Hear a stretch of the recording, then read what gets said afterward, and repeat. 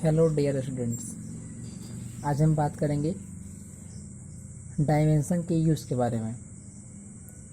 So heading लगाते हैं, uses of dimension. Uses of dimension.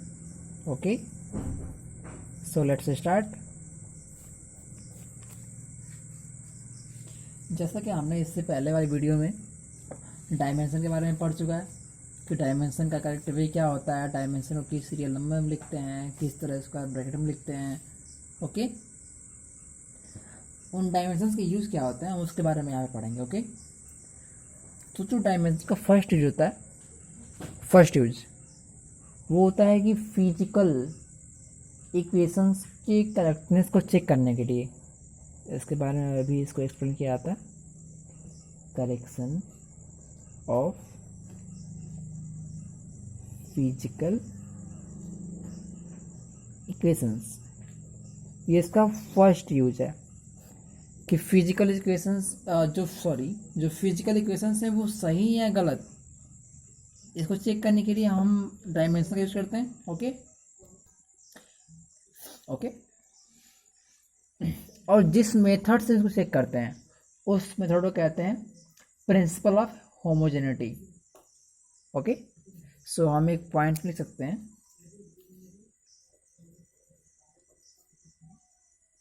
पहला ये क्या मतलब ऐसी इक्वेशन की करेक्टनेस को चेक किया जा सकता है। First point, we can check the correctness of equation. First point. हम सेकेंड कह सकते हैं कि we do it by a method. उस मेथड क्या कहते हैं हम, principle of homogeneity. Okay, principle of homogeneity के अकॉर्डिंग हम एक फिजिकल इक्वेशन की करेक्टनेस को चेक करते हैं। ओके, इसमें होता क्या है इसके बारे में थोड़ा सा इसको एक्सप्लेन करें। ओके, और कोई इक्वेशन दी है, ठीक, और हमें इसको चेक करना है प्रिंसिपल ऑफ होमोजेनिटी के अकॉर्डिंग, तो हम अब उस इक्वेशन के LHS का डायमेंशन अगर उस इक्वेशन के RHS के डायमेंशन के इक्वल हो जाता है तो वो इक्वेशन ट्रू होती है, और इस मेथड को कहते हैं प्रिंसिपल ऑफ होमोजेनिटी। हम इसको इस तरह लिख सकते हैं कि it tells us that in any equation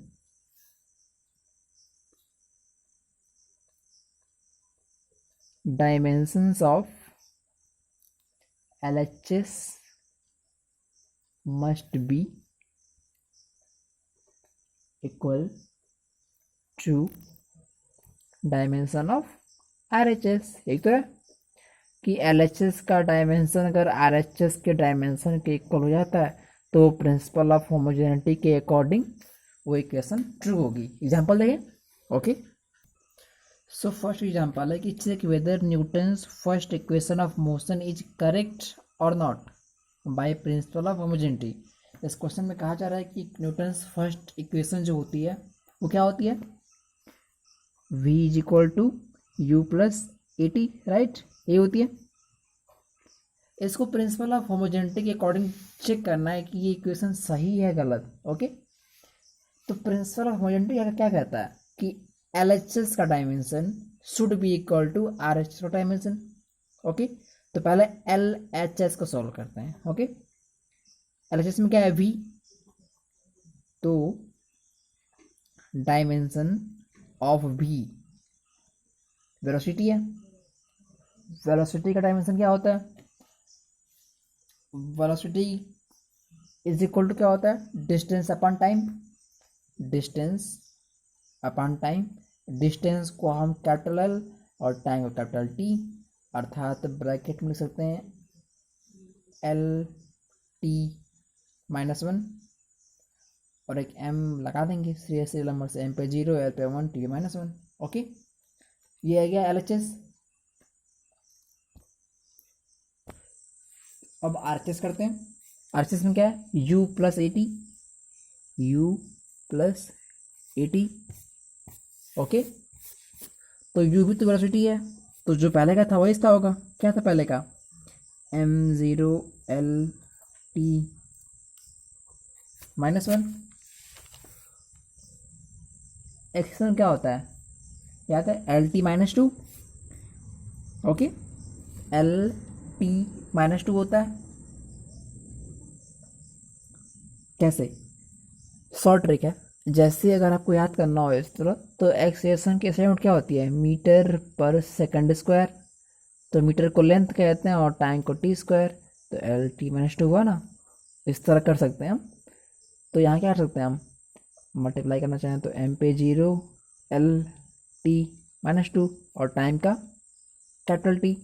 आगे सॉल्व करें, m0 LT -1 plus m0 L गया तो t पे -1। तो देखिए LT -1, LT -1 और LHS में भी तो LT -1 ही था, m0 LT -1। तो सोचिए कि अगर LT -1 अर्थात क्या, कि इसकी मतलब LHS की जो यूनिट है वो, और जो RHS की यूनिट है वो सेम है। अब आप लोगों को यहाँ पे कन्फ्यूजन ये हो रही होगी कि अगर ये LT -1 ये भी है, LT -2 ये भी है, तो भैया दोनों को ऐड करने पे 2 LT -1 होना चाहिए, राइट। बट क्या अगर आपसे मैं बोलूँ कि एक 5 metre distance plus 6 metre distance करें तो क्या होगा, वो 6 + 5 अर्थात 11 मीटर तो होगा। अब वो 11 मीटर स्क्वायर तो बनेगा नहीं, मीटर जो यूनिट है वो मीटर ही रहेगी। सेम वही कंसेप्ट है कि अगर ये मीटर है तो ये मीटर है, तो ऐड करना तो मीटर ही होगा, ऐड करने के बाद भी तो वही होगा, मीटर है ना, तो कोई चेंज तो हो नहीं रहा है। तो इस तरह यहाँ से क्या हुआ, हेंस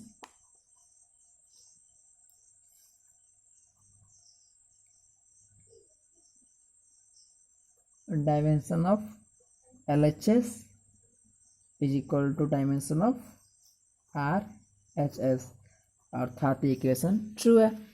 ओके, नेक्स्ट क्वेश्चन करते हैं।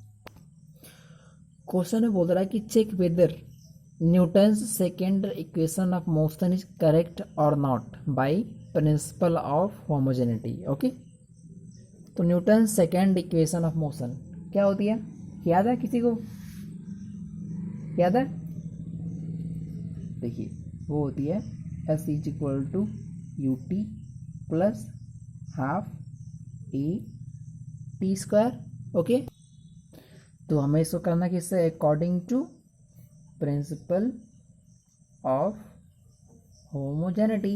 ओके, LHS सॉल्व करते हैं पहले। LHS क्या है, S, S अर्थात डिस्टेंस, डिस्टेंस को किससे करते हैं, L, L ना। तो अगर इसको हम लिखना चाहें तो कर सकते हैं ब्रैकेट में L, बट इसको अच्छे से लिखें तो M पे 0, फिर L, फिर T पे 0, राइट। ये LHS आ गया। अब RHS करें, RHS में क्या है, UT plus half A T square. ये तो कांस्टेंट है, जिसको हम ना लिखें तो भी चलेगा। ओके, U अभी इससे पहले हमने करा है, यहाँ देखिए यू क्या है, m0 LT -1, इसका डायमेंशन क्या हुआ, m0 LT पे -1, और ये खुद टाइम है तो टाइम का t हो गया 1, फिर प्लस a, यहाँ पे हमने यह कहा था m0 LT -2, यहाँ पुट कर दिए सीधे m0 LT पे -2 और टी स्क्वायर है अर्थात टी पे स्क्वायर। ओके, टी पे 1, टी पे -1 0, अर्थात m0 LT0 प्लस टी पे -2, टी पे पावर +2 वो भी 0 हुआ, अर्थात m0 L T0। देखिए LHS में भी सेम आया था और RHS में भी सेम आ रहा है, hence this equation is true. Okay, so ये की बेस्ट वे है इस चीज़ को प्रूफ करने का, फिर चेक करने का। ओके, अब नेक्स्ट करते हैं। ये तो इसका फर्स्ट यूज था कि करेक्शन ऑफ फिजिकल इक्वेशंस को चेक करने के लिए हम इसका यूज करते हैं। अब ऐसे ही 2 क्वेश्चन हमने करे, आप इस तरह आप सेम वे से थर्ड इक्वेशन को भी चेक कर सकते हैं, वो आप लोग खुद से करने का प्रयास करिएगा। ओके, अब इसका हम सेकंड यूज देखते हैं। ओके, तो सेकंड यूज है कन्वर्जन फैक्टर। आप लोग भली भांति परिचित होंगे कि किलोमीटर को मीटर में कैसे चेंज करते हैं, सेंटीमीटर से मिलीमीटर में कैसे चेंज करें, ETC। ओके, जैसे हम जानते हैं कि 1 kilometre is equal to 1000 metre, and इसको हम ऐसे भी लिख सकते हैं कि 10⁻³ मीटर।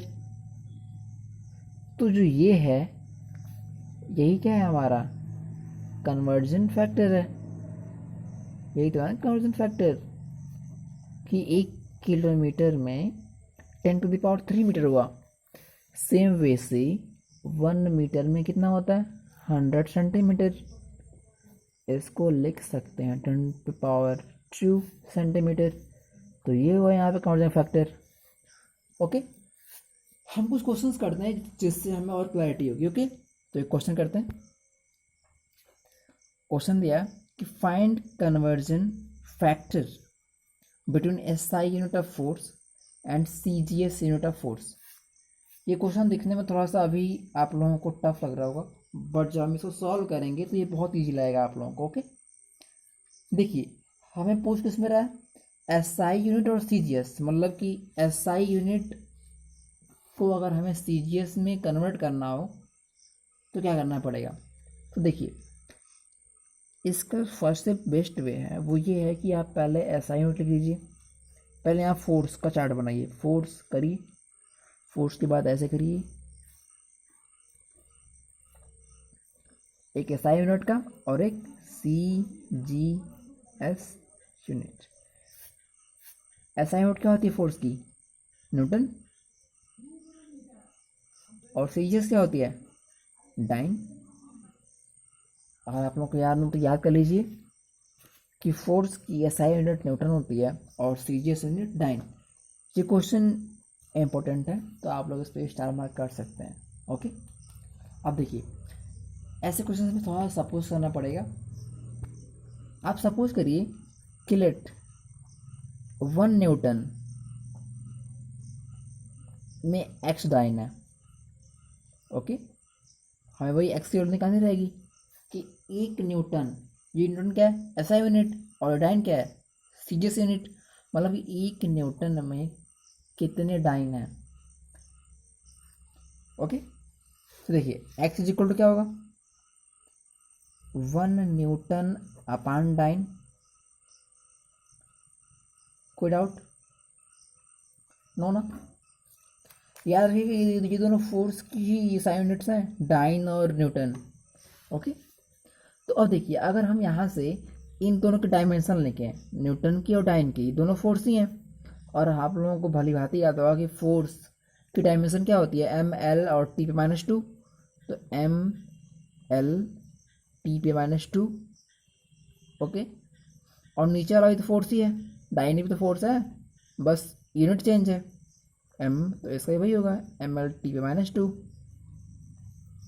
ओके, अब देखिए इसमें कुछ और, इसमें कुछ और होता है, तो दोनों का तो मास, सॉरी MLT मास दोनों का सेम होगा नहीं, न तो लेंथ। तो हम दोनों की नेमिंग चेंज कर लेते हैं, क्योंकि ये SI यूनिट में है और CGS में है, तो हम इसको मान लेते हैं कि ये M1 है, L1 है और T1, और ये M2, L2 और T2। ओके, तो यहाँ से X इज इक्वल टू क्या हुआ, M1 L1 T1 पे -2 m2 l2 t2 -2। यहाँ तक क्लियर हुआ? ओके, अब देखिए इसको और सॉल्व करते हैं। अब यहाँ से करें तो आप पार्ट वाइज डिवाइड कर लीजिए। यहाँ से ऐसे कर सकते हैं कि m1 अपान m2 एक प्लेस पे यहाँ पावर 1 कर दें, नो डाउट, इंटू l1 अपान l2 यहाँ पावर 1 इंटू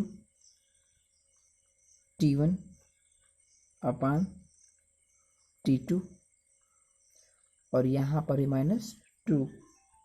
ओके, हमने इतना कर लिया। अब इसके डायमेंशंस की यूनिट्स को चेंज कर देते हैं एंड डायमेंशंस को इनकी यूनिट में चेंज कर देते हैं। जैसे क्या करेंगे हम यहाँ पे, उसमें कन्वर्जन करेंगे किसका, इन डायमेंशंस का, किस में, यूनिट्स में। ये एसआई यूनिट है और ये सीजीएस में। ओके, यही था ना, ये एन और डाइन, ये होता है एसआई यूनिट, ये होता है सीजीएस यूनिट।